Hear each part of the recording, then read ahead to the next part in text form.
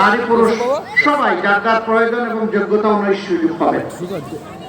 আমরা প্রত্যেকটা বিভাগীয় শহরকে আমরা স্মার্ট নগরীতে পরিণত করবো ইনশাআল্লাহ।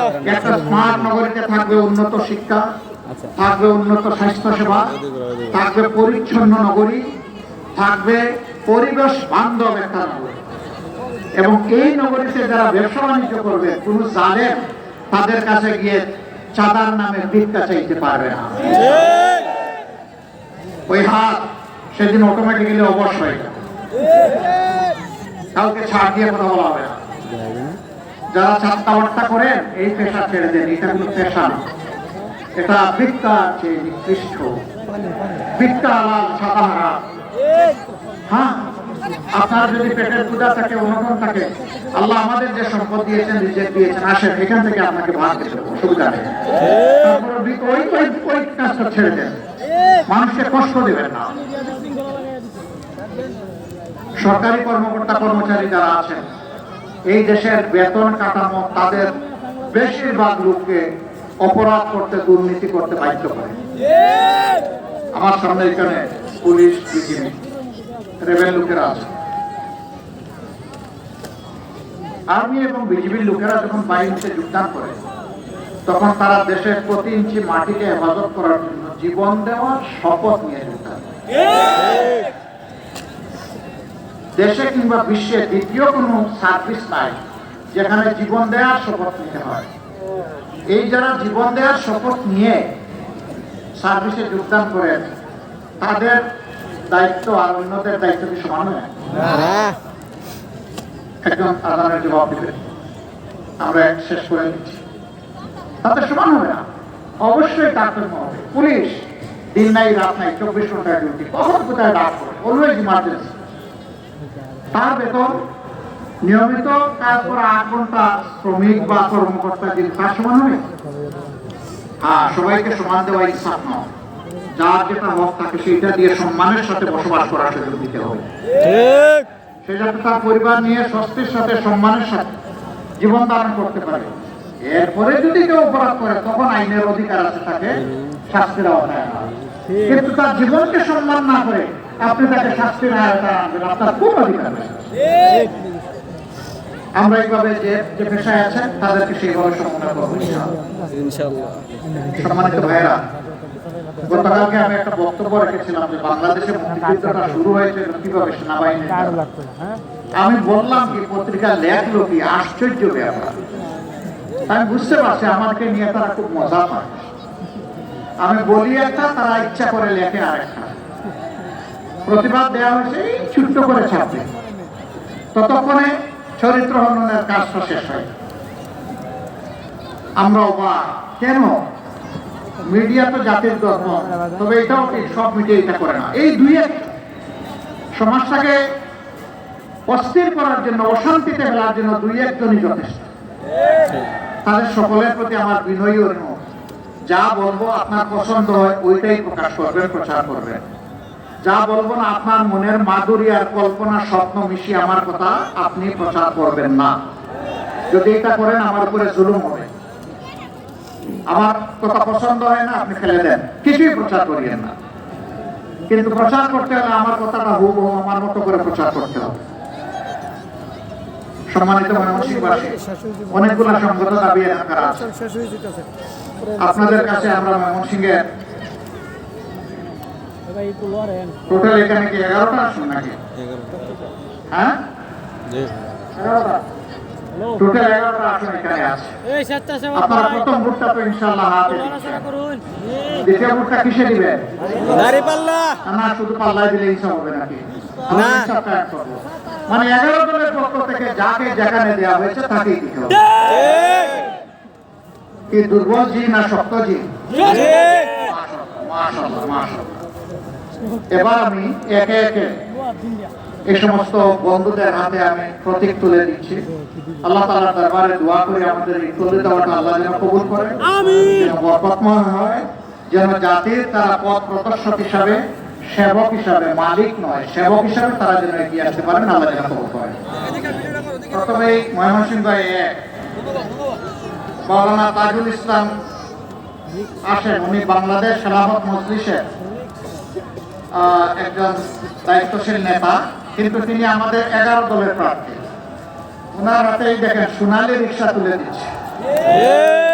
আচ্ছা, বাংলাদেশে বলেন তো গরিবের বাহন কি? রিক্সা।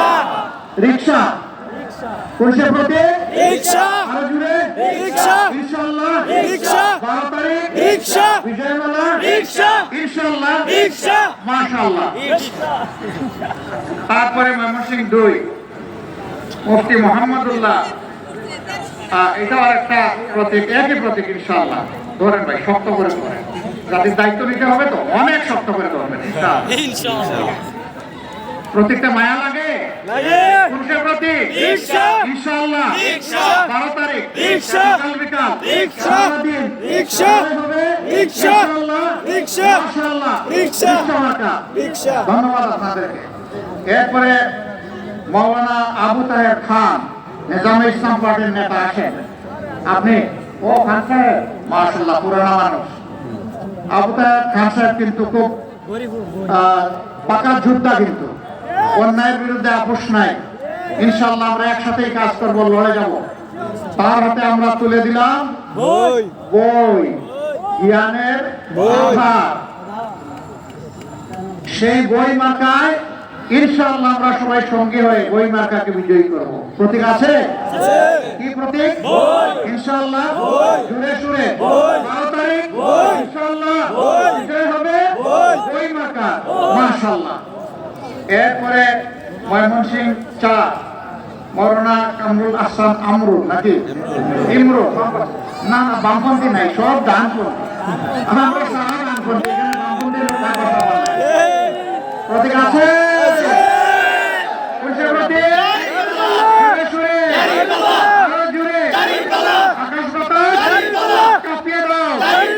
12 তারিখ সকাল বিকাল মা বোনেরা সবাই মিলে জিতবে এবার ইনশাআল্লাহ মাশাআল্লাহ।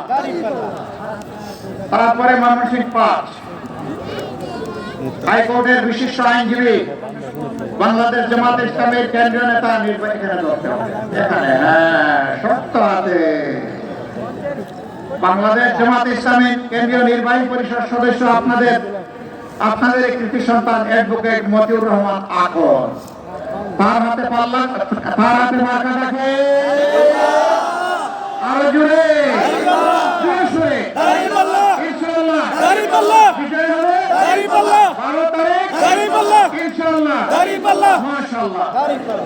ময়মনসিংহ 6 অধ্যক্ষ কামরুল হাসান মিলন, মাশাআল্লাহ। আসেন, ধরেন, শক্ত করে ধরেন, আমার হাতের উপরে ধরেন, আরো শক্ত। আরে আমি যুবক মানুষ, আপনি কি বুড়ো? ধরেন, মাথা আছে ইনশাআল্লাহ। 12 তারিখ জিতে যাবে ইনশাআল্লাহ। মা বোনদের দোয়া নিয়ে, ভাই বোনদের ইনশাআল্লাহ মাশাআল্লাহ। এরপরে ময়মনসিংহ 7 আসাদুজ্জামান সোহেল, মাশাআল্লাহ। উপরে উপরে এই এখানে জায়গা পেয়ে গেছে, মাশাআল্লাহ। মাকা আছে? আরো জুড়ে জিতবে এবার ইনশাআল্লাহ মাশাআল্লাহ। 12 তারিখ জিতে যাবে ইনশাআল্লাহ। এরপরে ময়মনসিংহ 8 মাশাআল্লাহ, ছাতা একজন মোগল সম্রাট পাওয়া গেছে আওরঙ্গজেব, তার হাতে আমরা ছাতা তুলে দিচ্ছি। ছাতা গরমেও লাগে, ঠান্ডায়ও লাগে, বর্ষায়ও লাগে, শীতেও লাগে, আজকেও লাগে। পুরুষে মার্কা, আরো জুড়ে মাশাআল্লাহ, জুড়ে সুরে 12 তারিখ ইনশাআল্লাহ জিতে যাবে। আপনি কি যুবক? আপনি কি বৃদ্ধ? এই কয়েকদিন বৃদ্ধটা সাসপেন্ড করে দেওয়া যান। এরপরে আলহামদুলিল্লাহ